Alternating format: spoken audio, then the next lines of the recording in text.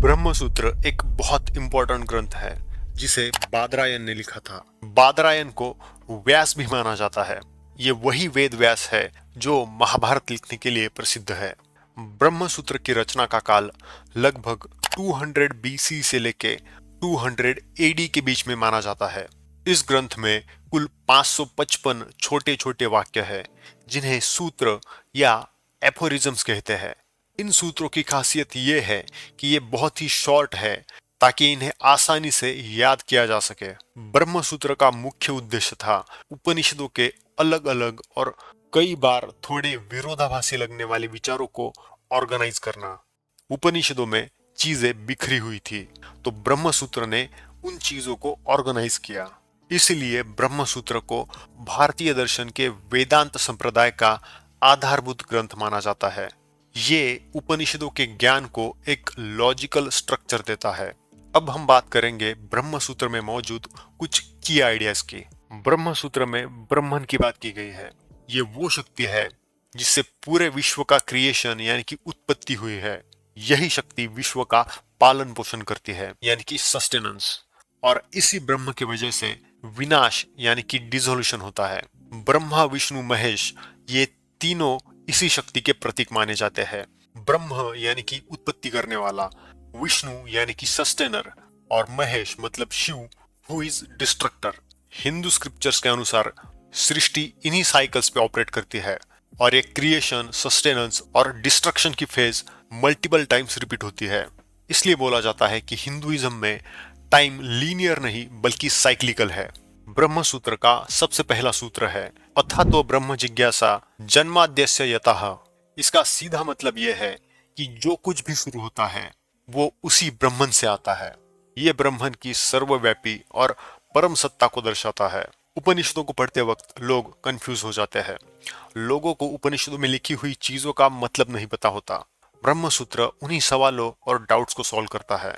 ब्रह्म सूत्र वास्तव में वेदांत के दर्शन को एम्बॉडी करता है यानी कि उसे एक साकार रूप देता है। ब्रह्म सूत्र वेदांत का पूरा ढांचा है।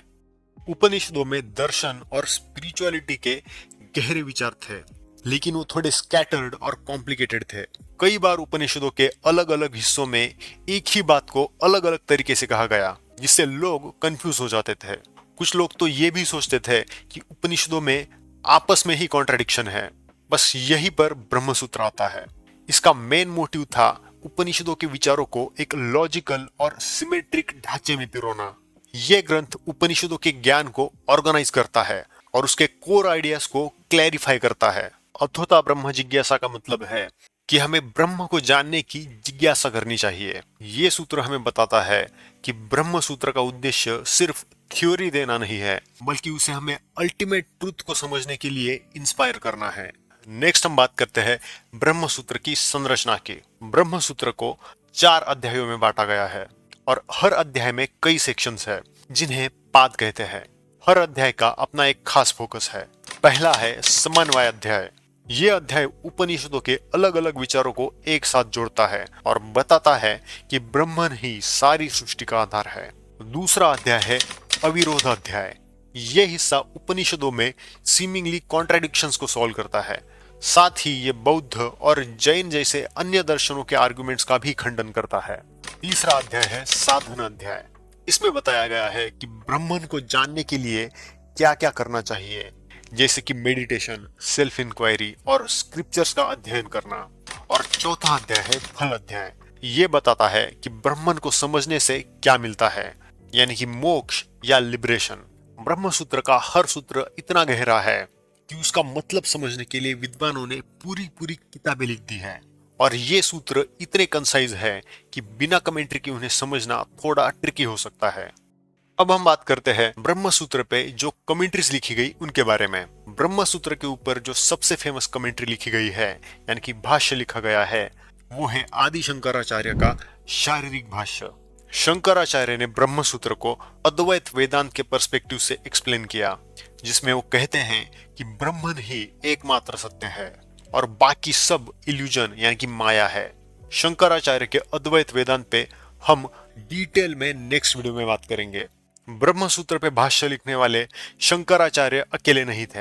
बाद में और भी आचार्यों ने अपने अपने दृष्टिकोण से भाष्य लिखे। जैसे रामानुजाचार्य ने विशिष्ट अद्वैत के आधार पर अपना भाष्य लिखा, जिसमें वो कहते हैं कि जीव, जगत और ब्रह्मन अलग अलग लेकिन इंटरकनेक्टेड है। माधवाचार्य ने द्वैत वेदांत के आधार पर अपना भाष्य लिखा, जिसमें जीव और ब्रह्म को पूरी तरीके से अलग माना गया है। विशिष्ट अद्वैत और द्वैत दर्शन के बारे में भी हम नेक्स्ट वीडियोस में डिटेल में बात करने वाले हैं। इन अलग अलग कमेंट्रीज की वजह से ब्रह्मसूत्र वेदांत के अलग अलग स्कूलों का आधार बन गया। ये एक तरह से फ्लेक्सिबल फ्रेमवर्क है, जिसे हर कोई अपने फिलोसॉफिकल लेंस से इंटरप्रेट कर सकता है। तो सवाल ये आता है कि ब्रह्मसूत्र इतना इंपॉर्टेंट क्यों है? क्योंकि भारतीय दर्शन में वेदांत की नींव है। इंडियन फिलोसॉफी में वेदांत को फंडामेंटल ग्रंथ माना जाता है। उपनिषदों को अगर रॉ मटेरियल माने तो ब्रह्मसूत्र उसका ब्लूप्रिंट है।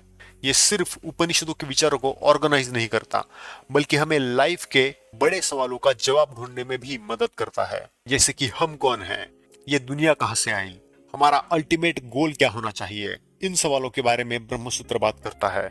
इंटरेस्टिंगली, ब्रह्मसूत्र सिर्फ फिलोसोफर्स के लिए नहीं है, ये हर उस इंसान के लिए है जो लाइफ का डीपर मीनिंग समझना चाहता है। ये हमें सिखाता है कि सच्चाई को जानने के लिए लॉजिक, इंट्रोस्पेक्शन और स्क्रिप्चर्स का बैलेंस चाहिए। आज के समय में भी ब्रह्मसूत्र रिलेवेंट है। लोग आजकल स्ट्रेस, एंजाइटी और पर्पस की तलाश में भटक रहे हैं। ब्रह्मसूत्र हमें रिमाइंड कराता है कि अल्टीमेट पीस तभी मिलेगी जब हम ब्रह्मन को समझेंगे और अपने ट्रू सेल्फ को रियलाइज करेंगे। योगा, मेडिटेशन और स्पिरिचुअलिटी की जो वेव आज दुनिया भर में चल रही है, उसका रूट कहीं ना कहीं ब्रह्मसूत्र और उपनिषदों में ही मिलता है। अब तक हमने 3 बड़े ग्रंथों के बारे में बात की, उपनिषद, भगवत गीता और ब्रह्मसूत्र। पहले वेदांत का मतलब सिर्फ उपनिषद था, लेकिन बाद में इन तीनों को वेदांत का हिस्सा माना गया। ये तीनों करीब 600 BC से 200 AD तक पूरी तरीके से फाइनलाइज हुए। इन तीनों ग्रंथों को प्रस्थानत्रयी कहा जाता है, यानी कि ट्रिपल कैनन ऑफ वेदांता। उपनिषदों में गहरी कोर फिलोसॉफी है, इसे श्रुति प्रस्थान कहा जाता है। गीता उसे प्रैक्टिकल यूज करने की बात करती है, गीता को स्मृति प्रस्थान कहा जाता है। और ब्रह्मसूत्र उसे लॉजिकली समझाता है, ब्रह्मसूत्र को न्याय प्रस्थान कहा जाता है। और जो कोई भी इन प्रस्थानत्रयी पे भाष्य करता है, यानी कि अपनी कमेंट्री लिखता है, उसे हिंदुइज्म में आचार्य का दर्जा मिलता है।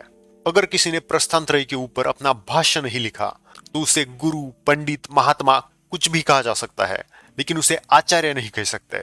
इसके बाद बहुत सारे आचार्यों ने प्रस्थानत्रयी के ऊपर अपनी कमेंट्रीज लिखी, जिनमें सबसे फेमस 3 कमेंट्रीज मानी जाती है। पहली कमेंट्री है शंकर की कमेंट्री, जिन्हें हम आदि शंकराचार्य के नाम से जानते हैं। उनका दर्शन अद्वैत कहलाता है। नेक्स्ट कमेंट्री की रामानुजाचार्य ने, इनके दर्शन को हम विशिष्ट अद्वैत के नाम से जानते हैं। और थर्ड सबसे फेमस कमेंट्री है माधवाचार्य की, जिनके दर्शन को हम द्वैत के नाम से जानते हैं।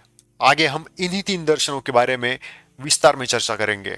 तो सबसे पहले हम शुरुआत करेंगे शंकराचार्य के अद्वैत वेदांत से।